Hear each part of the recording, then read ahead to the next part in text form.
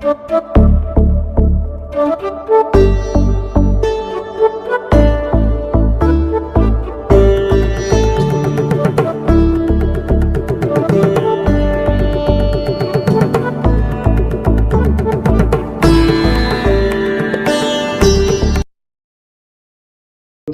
पतये नमः।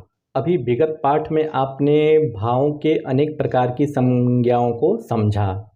मतलब त्रिकोण किस भाव को कहते हैं, दुश्चिक्य शब्द से किस भाव का बोध होता है, यामित्र किस भाव को कहते हैं और छिद्र शब्द से किस भाव का बोध करते हैं। उसी प्रकार से इस पाठ में 12वें पाठ में कौन से भाव की केंद्र संज्ञा होती है, कौन से भाव की पणफर संज्ञा होती है, कौन से भाव की आपोक्लिंग संज्ञा होती है, इस विषय में आप इस पाठ के माध्यम से और इस वीडियो के माध्यम से जानेंगे।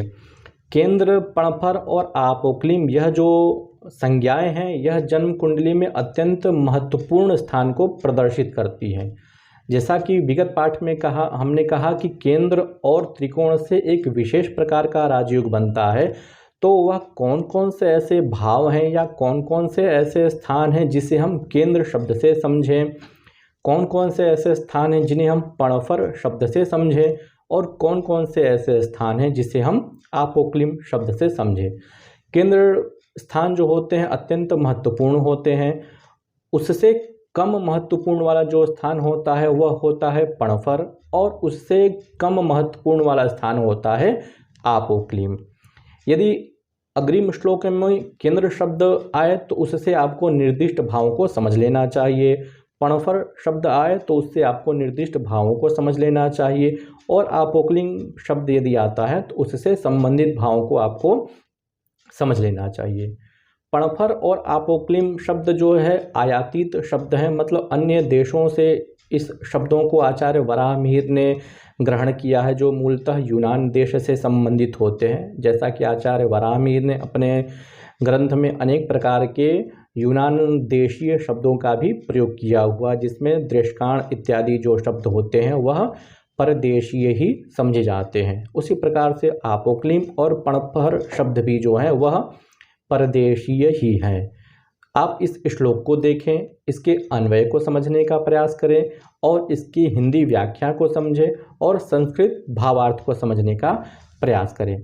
जैसा कि आचार्य वराहमिहिर कहते हैं, केंद्र चतुष्टय कंटक लग्नास्तदशम चतुर्थानाम संज्ञा परतः पणफरमापोक्लिमं च तत्परतः।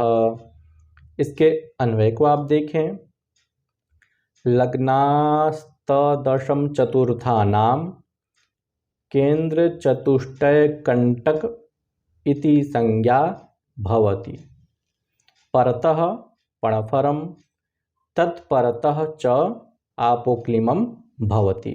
यह हुआ इसका अन्वय।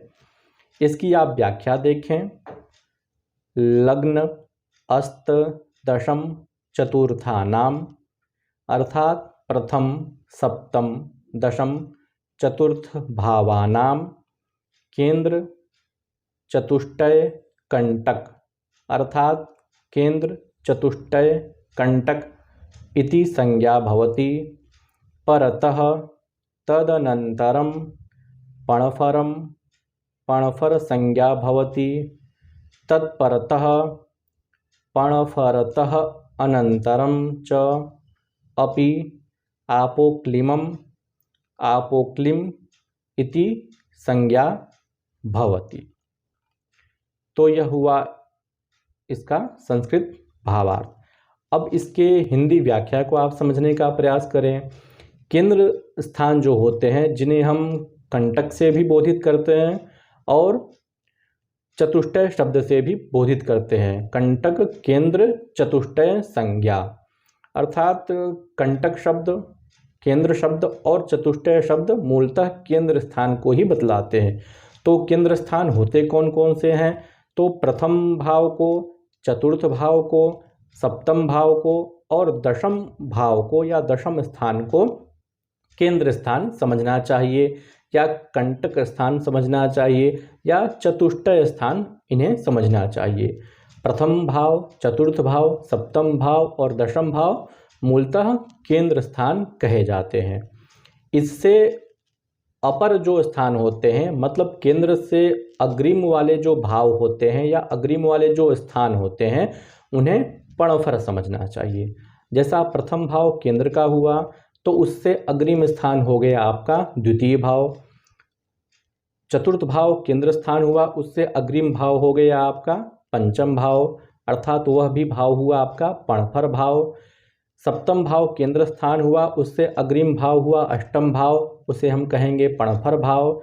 दशम भाव से अग्रिम स्थान हो गया एकादश स्थान, तो उसे हम कहेंगे पणफर स्थान।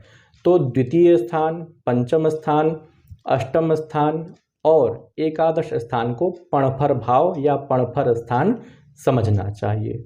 पणफर से जो अग्रिम स्थान होते हैं उन्हें हम आपोक्लिम शब्द से बोधित करते हैं। तो जैसा द्वितीय स्थान पणफर का था तो उससे अग्रिम स्थान हुआ हमारा तृतीय भाव, तो उसे हम कहेंगे आपोक्लिम भाव। पांचवा जो स्थान था उसे हम कह रहे थे पणफर भाव, उससे अग्रिम स्थान हुआ छठवां भाव, तो छठा भाव जो हमारा हुआ वह हुआ आपोक्लिम। इसी प्रकार से नवम स्थान आपोक्लिम और द्वादश स्थान जो है आपोक्लिम होता है। मतलब तृतीय, षष्ठ, नवम और जो द्वादश स्थान होते हैं उन्हें हम आपोक्लिम स्थान कहते हैं।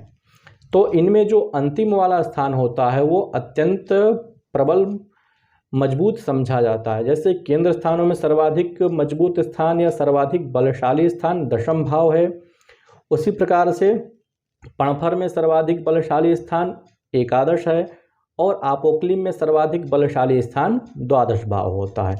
तो यह हुई केंद्र, पणफर, आपोक्लिम इन स्थानों की विशेष संज्ञाएं। केंद्र स्थान सर्वाधिक महत्वपूर्ण होता है, जैसा कि पहले बताया जा चुका है, क्योंकि केंद्र में यदि कोई ग्रह आते हैं तो उन्हें अत्यंत मजबूत समझा जाता है। व्यक्ति हमेशा आशान्वित होता है या राजतुल्यवत उसका जीवन होता है। आगे अनेक ऐसे राजयोग आएंगे जिनमें यह उल्लेख किया जाएगा कि केंद्र स्थान में अमुक अमुक ग्रहों का होना अनिवार्य है। तो केंद्र स्थान आपको अवश्य याद होने चाहिए, पणफर और आपोक्लिम स्थान भी अवश्य आपको याद होने चाहिए। तो केंद्र, पणफर और आपोक्लिम से संबंधित अनेक प्रकार के फल आगे के श्लोकों में बताए गए हैं, तो आप यह श्लोक अवश्य याद रखें और केंद्र, पणफर और आपोक्लिम स्थानों को समझने का प्रयास करें।